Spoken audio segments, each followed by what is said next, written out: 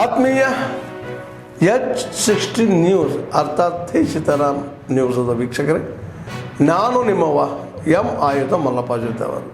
ತಾವು ಈಗ ಸುದ್ದಿಗಳ ಲೋಕಕ್ಕೆ ಎಂಟ್ರಿ ಹೊಡಿತಾ ಇದ್ದೀರಿ. ಈ ಸುದ್ದಿಗಳನ್ನು ಪ್ರತಿಯೊಂದು ನೋಡೋ ಜೊತೆಗೆ ನಿಮ್ಮ ಅಭಿಪ್ರಾಯಗಳನ್ನು ಹಂಚ್ತಾ ಇರಿ. ಯಾಕಂದರೆ ಈ ಸುದ್ದಿಗಳು ನಿಮಗಾಗಿ, ನಿಮ್ಮ ಬದುಕಿಗಾಗಿ, ನಿಮ್ಮ ವೈಚಾರಿಕೆಗಾಗಿ, ನಿಮ್ಮ ತಿಳುವಳಿಕೆಗಾಗಿಯೂ ನಿಮಗೂ ಗೊತ್ತು.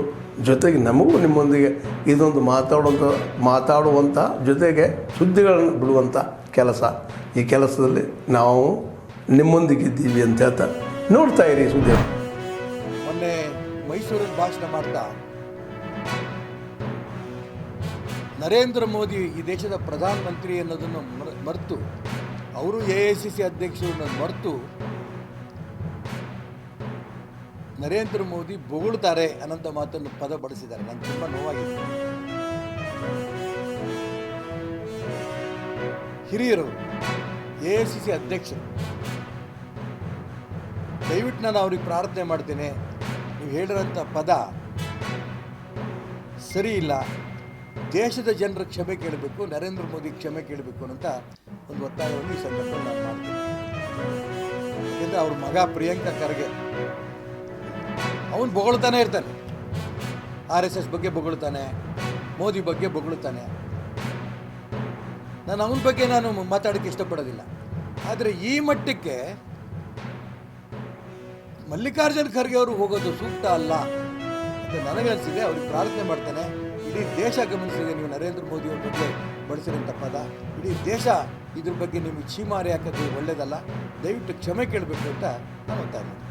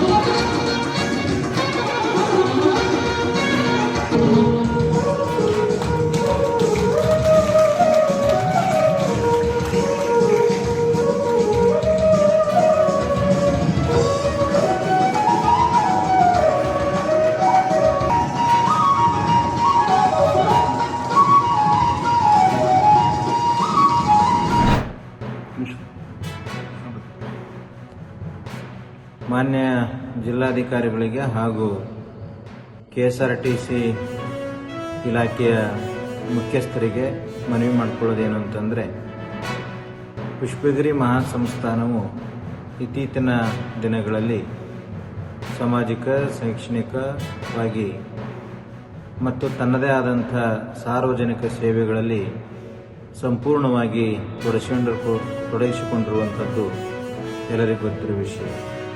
ಪುಷ್ಪಗಿರಿ ಕ್ಷೇತ್ರ ಇತ್ತೀಚಿನ ದಿನಗಳಲ್ಲಿ ಒಂದು ರಾಜ್ಯದಲ್ಲಿ ಉತ್ತಮ ಪ್ರವಾಸಿ ತಾಣವಾಗಿ ಅಭಿವೃದ್ಧಿಯಾಗಿದೆ.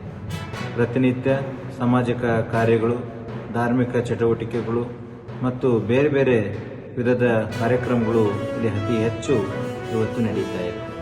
ಹಾಗಾಗಿ ಇಲ್ಲಿ ಪ್ರವಾಸಿಗರಿಗೆ ಆಕರ್ಷಿಸುವಂಥ ಬೃಹತ್ತಾದಂಥ ಆದಿಯೋಗಿ ಮೂರ್ತಿ, ಹಾಗೆ 108 ಶಿವಲಿಂಗಗಳು, 12 ಜ್ಯೋತಿರ್ಲಿಂಗಗಳು, ಗುರುಭವನ, ಹಾಗೆ ಶ್ರೀ ಗುರು ಕರ್ಬೇಶ್ವೇಶ್ವರ ಅಜ್ಜಯ್ಯನವರ ಮೂರ್ತಿ, ಹಾಗೆ ಶ್ರೀ ಮಲ್ಲಿಕಾರ್ಜುನ ಸ್ವಾಮಿಯ ದೇವಸ್ಥಾನ, ಹೀಗೆ 16 ವೀಕ್ಷಣಾ ಕೇಂದ್ರಗಳು ಇಲ್ಲಿ ಇರುವಂಥದ್ದನ್ನು ತಾವೆಲ್ಲ ಗಮನಿಸಿದ್ದೀರಿ ಅಂತ ಭಾವಿಸ್ಕೊಂಡಿದ್ದೇವೆ. ಹಾಗಾಗಿ ಇಲ್ಲಿ ಪ್ರವಾಸಿಗರು ಪ್ರತಿನಿತ್ಯ ಹೆಚ್ಚಿನ ಸಂಖ್ಯೆಯಲ್ಲಿ ಬರ್ತಾ ಇರೋದ್ರಿಂದ ಈಗಾಗಲೇ ಬೆಂಗಳೂರು ವಿಭಾಗದಿಂದ ಒಂದು ರಾತ್ರಿ 9 ಗಂಟೆಗೆ ಆಲ್ಟಿಂಗ್ ಬಸ್ ಬರ್ತಾ ಇದೆ.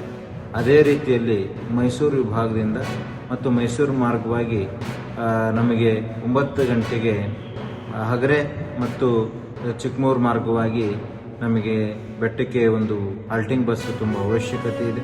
ಭಕ್ತಾದಿಗಳಿಗೆ ಇದರ ಮುಖಾಂತರ ರಾತ್ರಿ ಬರುವಂಥ ಭಕ್ತಾದಿಗಳಿಗೆ ಮತ್ತು ಸಾರ್ವಜನಿಕರಿಗೆ ಇದರ ಉಪಯೋಗ ಆಗಬೇಕು ಅನ್ನುವಂಥದ್ದು ನಮ್ಮ ಭಾವನೆ ಇದೆ. ಹಾಗಾಗಿ ದಯಮಾಡಿ ಇದಕ್ಕೆ ಸಂಬಂಧಪಟ್ಟಂಥ ಇಲಾಖೆಯ ಸಾರಿಗೆಯ ಅಧಿಕಾರಿಗಳು ಮತ್ತು ಡಿಪೋಗೆ ಸಂಬಂಧಪಟ್ಟಂಥ ಅಧಿಕಾರಿ ವರ್ಗದವರು ಇದನ್ನು ತಕ್ಷಣ ಸ್ಪಂದಿಸಿ ಒಂದು ಬಸ್ಸಿನ ವ್ಯವಸ್ಥೆಯನ್ನು ಮಾಡಿಕೊಡ್ಬೇಕಾಗಿ ಈ ಮೂಲಕ ನಾವು ಕೇಳ್ಕೊಳ್ತಾ ಇದ್ದೇವೆ. ಧನ್ಯವಾದಗಳು.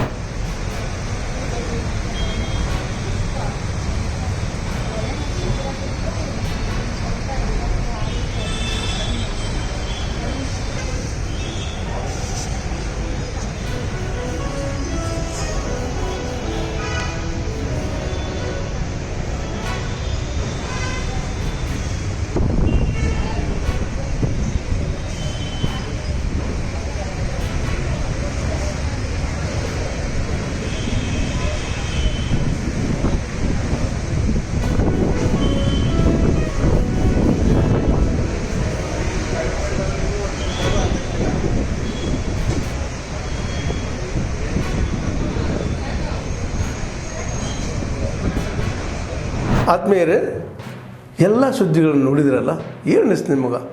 ಇದರಲ್ಲೇ ನಿಮ್ಗೆ ಲೈಕ್ ಆಗಿರ್ಬೋದು, ಡಿಸ್ಲೈಕು ಆಗಿರ್ಬೋದು, ಕಾಮೆಂಟ್ ಬೇಡಪ್ಪ ಅಂತೂ ಅನಿಸಿರ್ಬೋದು, ಕಾಮೆಂಟ್ ಮಾಡಬೇಕಪ್ಪ ಅನಿಸಿರ್ಬೋದು, ಶೇರ್ ಮಾಡಬಾರ್ದಪ್ಪ ಅನಿಸಿರ್ಬೋದು, ಅದು ಮಾಡಬೇಕು ಅನಿಸಿರ್ಬೋದು. ಏನಾದರೂ ಆಗಲಿ ಶೇರ್ ಮಾಡ್ತಾಯಿರಿ, ಈ ನ್ಯೂಸ್ಗಳನ್ನ ಹಂಚ್ತಾ ಇರಿ, ಜೊತೆಗೆ ಇದಕ್ಕೆ ಸಬ್ಸ್ಕ್ರೈಬ್ ಆಗ್ತಾಯಿರಿ ಅಂತ ಹೇಳ್ತಾ H16 ನ್ಯೂಸ್ ಅರ್ಥಾತ್ ಹೇ ಸೀತಾರಾಮ್, ಇದು ಸತ್ಯದ ಕೈಗೆ ನಡಿ. ವಂದನೆಗಳು.